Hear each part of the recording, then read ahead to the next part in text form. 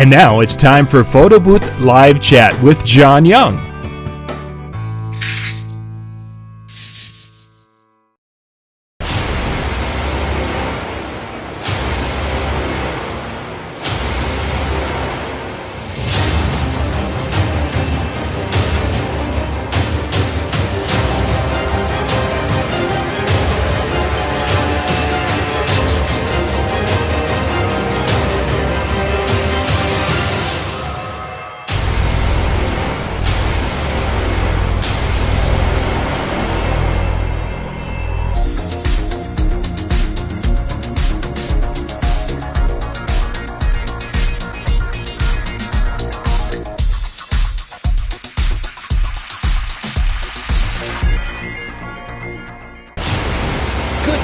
Welcome to Monday night here on PBN TV. I'm John Young, your host, and tonight we're going to be talking about the upcoming Photo Booth Expo show.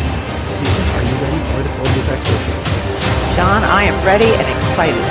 This is going to be an exciting, fun year.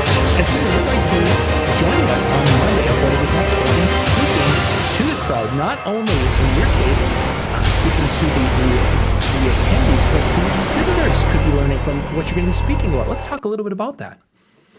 Well, I will be teaching trade show marketing, educating exhibitors on how to maximize their profits and productivity and selling from a booth.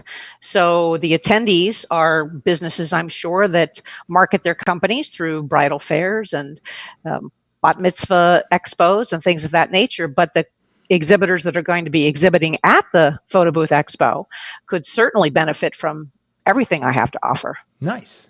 Now, what got you into speaking about people basically selling from a booth, whether it's the exhibitors in this case or the attendees who also do that?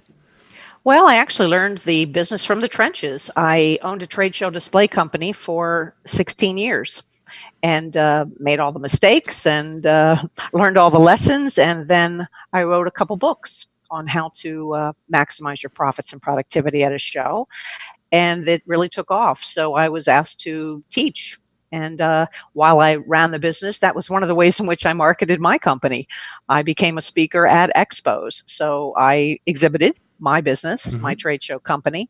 And I also taught people how to run the booth, how to set up their graphics, how to configure their floor plan, how to set goals, sell from the booth, collect leads, and make some money. Nice. So in your experience, when you've been exhibiting and such at these trade shows, has it been more like a business to business has been your primary, or have you been doing business to consumer? What has been your personal experience with this selling from a trade show booth? Well, actually, I've got a sales and marketing background over 30 years in the business, and started exhibiting with my first company, which was selling personalized children's books at craft fairs and swap meets. So literally, I deal with both trade shows, which is, B2B, as well as consumer shows, which is B2C.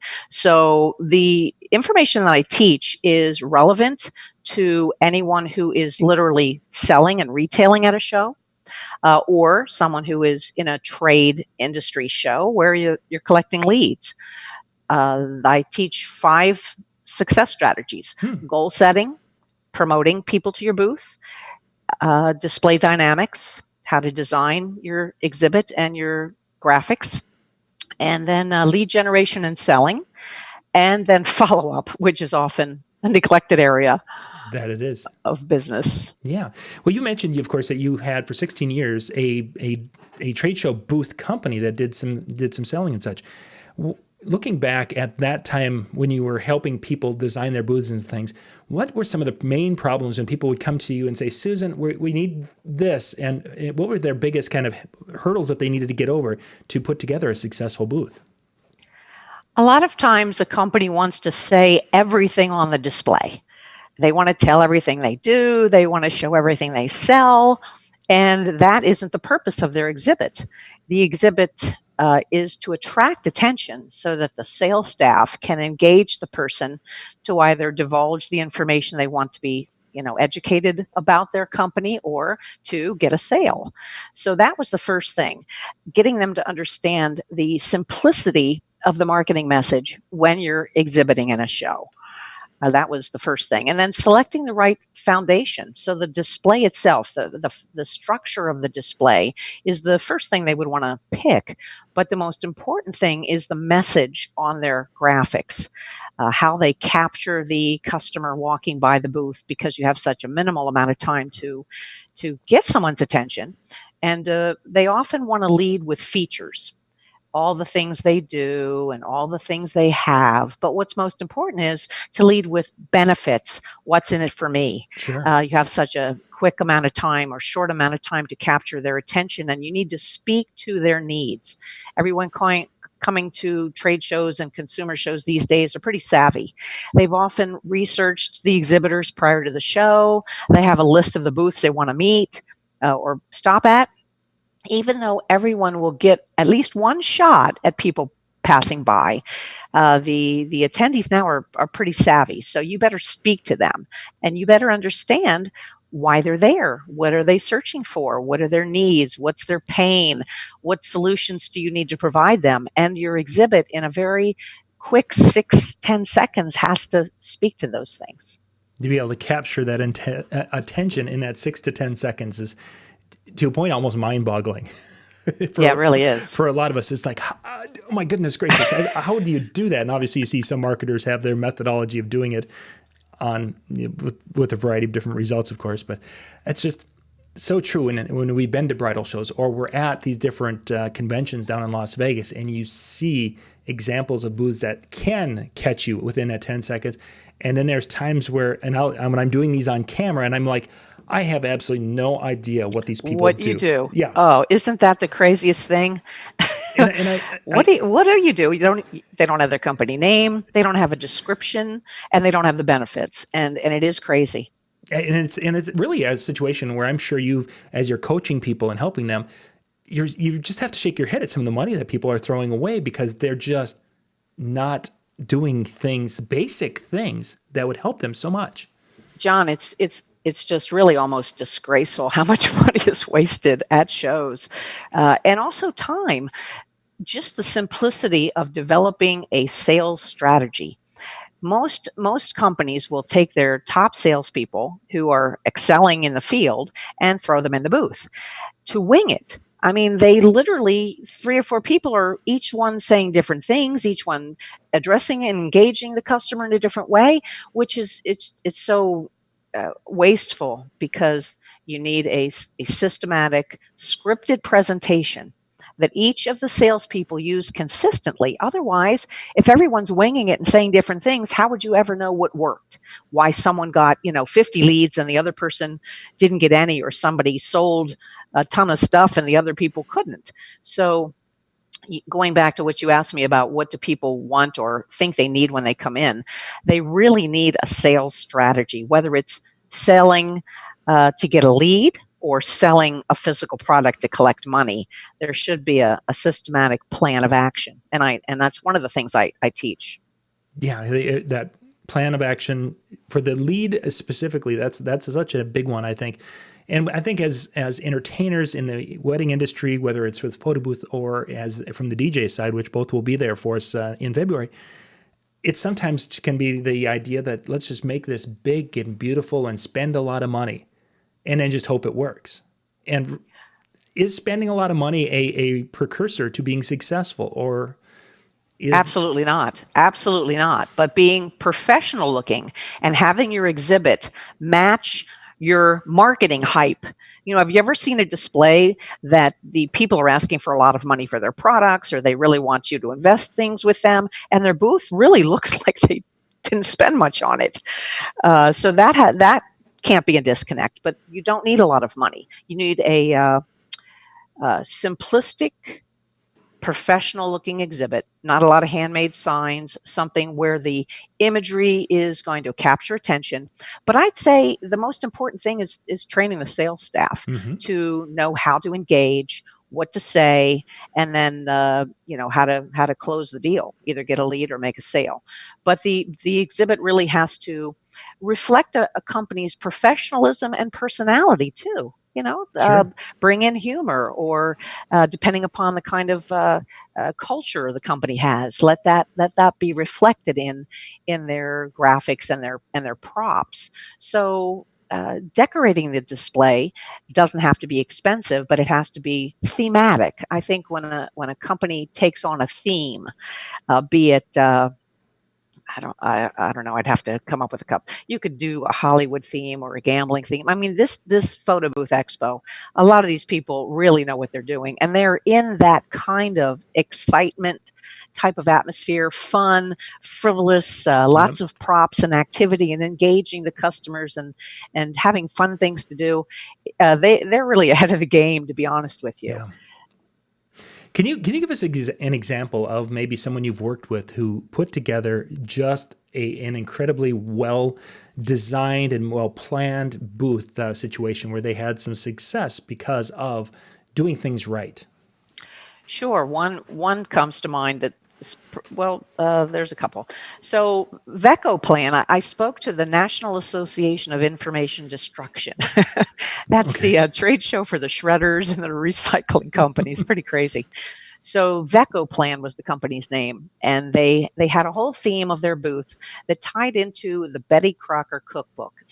Recipe for Success was their theme. Okay. Okay, so everyone dressed in chef hats and aprons, and the red and checkerboard signage was used to match the Betty Crocker cookbook. I guess I'm showing my age here, but I think that's kind of a retro type of thing. And they had this prop. They were on a 20 by 20 island in the middle of the show floor, and they had created a gigantic cheese grater. It was literally a metal cheese grater prop, and they had a computer stuck in it and discs stuck in it, and it sort of was a fun simulation of what they would do to your unwanted computers and discs. And they had piles of graded stuff, computer stuff and old discs and everything at the base of this gigantic cheese grater. So that one absolutely sticks in my mind. That's something kind of wild and crazy. It might have been a pretty pricey endeavor, but it didn't necessarily have to be. I had another. I think it was a financial company that had some sort of theme, red hot results for your business, and the whole theme was themed out in red and flames on the graphics, and they gave away packets of red hots, and just had a lot of fun with that very simplistic thing. Decorating or dressing up to enhance the theme is also something that's very inexpensive to do. But I think the most important thing is the cohesive coordination of everything, from the graphics on the booth to your literature handouts to your product giveaways to your sales strategy and marketing messages, the way the staff is dressed, the accessories you have in the booth. Everything is coordinated, either color coordinated or coordinated with a theme. Can be very inexpensive, but really memorable to the customers passing by. Oh, certainly. I could imagine you see the big grater and you see everyone wearing chef hats. That would be something that would stand out. You may Right. not get their message immediately, but it would be something that would attract the eye, bring you in, and start to tell this visual story. And then you'd be like, oh, wait, now that's what they're doing. And Oh, it'll be definitely memorable. And when the sales staff has that strategy developed, where the buzzwords revolve around the clever theme and really accentuates the benefits to the customer, it's definitely something that would be memorable after the show, because shows are mind-boggling. They're like a circus. A lot of companies want to be obviously professional and sophisticated, but trade shows are and consumer shows are like a circus, really. They people want to be educated, but they want to have fun. So you don't want to be too stuffy, and you want to do something that makes you stand out, because let's face it, you're looking at hundreds of exhibits. You're looking to the left, to the right. Everyone's trying to get your attention. And you fill your bag with all this literature, and at the end of the show, you dump it all out and throw most of it away, except for the three or four companies that really stood out in your mind and addressed your needs. That's the mhm. most important. Just sticking a booth in a display in the back of the booth with a table out front with a bunch of tchotchkes there and all your stuff sitting in boxes, and uh, it's just not going to be memorable. Yeah, yeah, that they won't, because everyone is doing that, or most booths are like that. Yeah. How do you stand out? Susan, you mentioned, of course, you've talked about doing lead generation from a booth, and of course, sales from a booth. When we get into the wedding market, or in a bar mitzvah, or any event, or a market or show where we're going to be offering a service for sale, that could be generating leads or sales. Is there one way you recommend over the other to maybe use your booth to generate leads, or to try to make sales at the show? Is which? Well, to be honest, John, you pretty much have two distinct types of shows. A trade show and often a bridal show, a bridal fair, whatever, are most people aren't necessarily selling and exchanging money at the show, but they may be filling out an order or taking a booking date for an event, Sure. or making an appointment to come into the studio to review their photography experience. So trade shows are normally non-selling shows. That's when the primary purpose is lead generation and education. Consumer shows could be bridal fairs, could be home shows, or let's see, where else would this audience?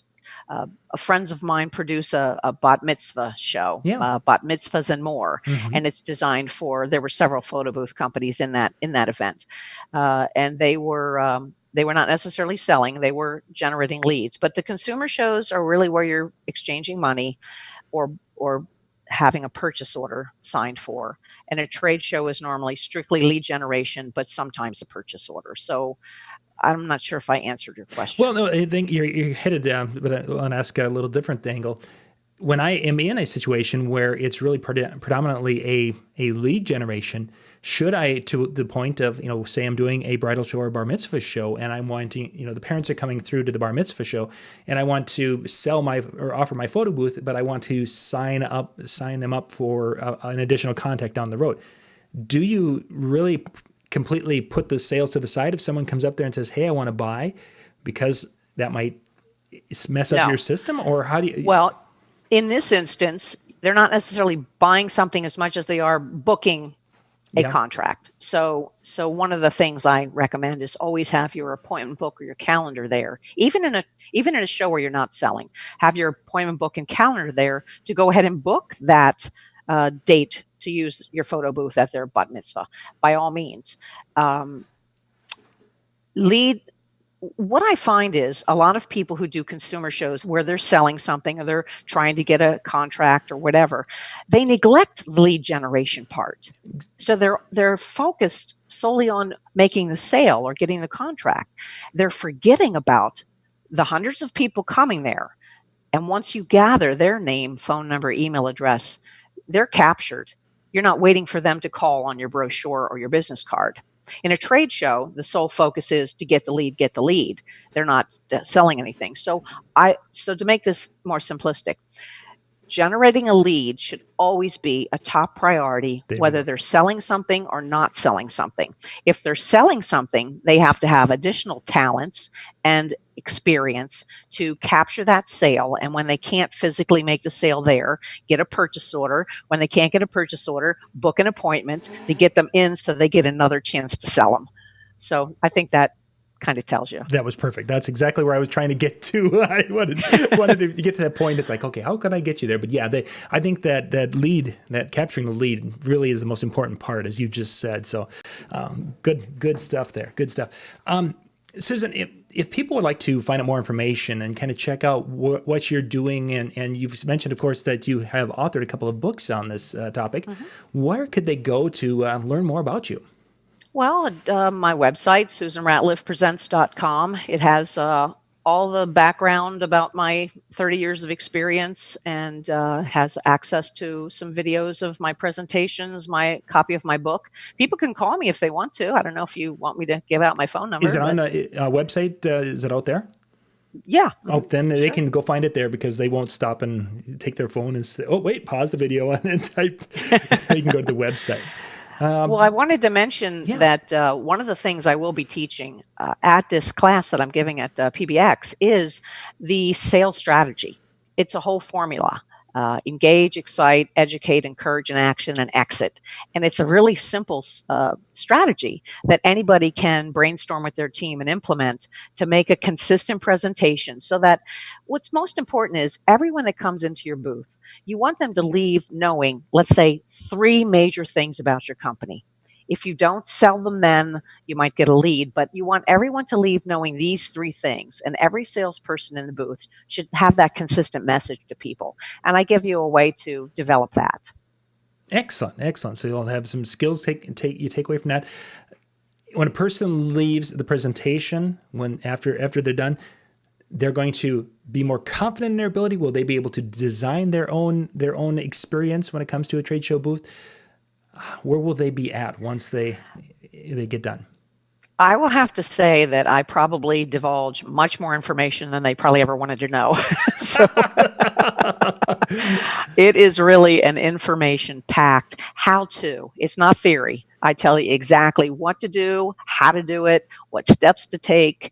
For example, the goal setting. Most people exhibit in a show and they're thinking, okay, I want to make some sales or I want to get some leads. And they forget about all the other things they can do, like generating some free publicity, taking a survey, doing some market research. So I give them 8 things to accomplish at the event to make it much more valuable than just, making the sales. Then we go into promotions, all different ways that might appeal to them to drive people to the booth. The sales strategy and lead generation, as I mentioned, step by step, scripting the presentation, giving them some processes, and display. I really elaborate a lot on what kind of structures are available, what types of things they should have on their graphics, how to develop their messaging, different variations of what might work for them. And then the follow-up process, which is often neglected. Statistics are horrible about how leads are followed up. Yeah. So I definitely include that as well. And a little bit about exhibitor etiquette. There's some interesting rules of etiquette you might think everybody pays attention to, but many do not. Yeah, that they don't. It's a fun presentation. I have a lot of from the show floor examples, illustrated examples, photos. I have very little text in my PowerPoint. It's all really photographs and examples that I think they'll really enjoy. Excellent, excellent. Before we wrap up here, we talked about an example of a really, really good booth and experience. There's probably been some out there that have just been head scratchers without naming names. Is there anything that stands out that it was just such a bad experience that at a higher level that you just were like, oh my gosh, this couldn't be happening type of thing? Well, I have to tell you that a very common error that many, many exhibitors make is the fact that they just have too much text on their backdrops, on their signage. Or I noticed from some of the photographs that I actually saw from previous Photo Booth Expos that people were leaving boxes of product strewn around their exhibit while the show is going on. So I would say the number one mistake people make is trying to say too much on their graphics. They'll list their mission statement and all the 20 things that you get with the contract and everything they do, and nobody reads the stuff, okay? So you need pictures and 3 statements, and that's it. So I would say that's the most horrendous things I've seen is people put their entire brochure on their back wall graphic. You know how many thousands of dollars that cost?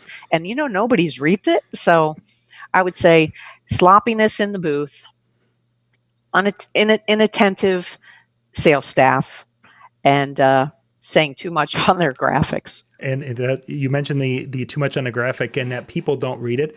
I can't tell you the number of times I've gone up to do, just this past weekend, 3 different booths at this trade show, 60 some booths. 3 of them, no one had read the booth well enough to realize that their URL had a typo on it. Oh my Until gosh. I'm there and it's like, okay, so now when I finish my video, I'm going to go to the website and that website is and does it have 2 S's in it? No. Where do you see 2 S's? Right there on your trade. My gosh. So, and you mentioned earlier about standing in front of a booth and wondering, what the heck do they do? Having your company name on there somewhere would be nice. The people don't realize how many times that just that simple thing. It's like, who What? I don't know. And for those who follow me, and as I go through Photo Booth Expo and I'm walking through, I don't mean to hurt feelings of people who have a No, booth there, right. but if I can't tell who's here, how is a person who's just walking? No. Right. Yeah, I have two pet peeves. Sitting down in the booth. I don't get a lot of affection when I tell people no chairs in the booth.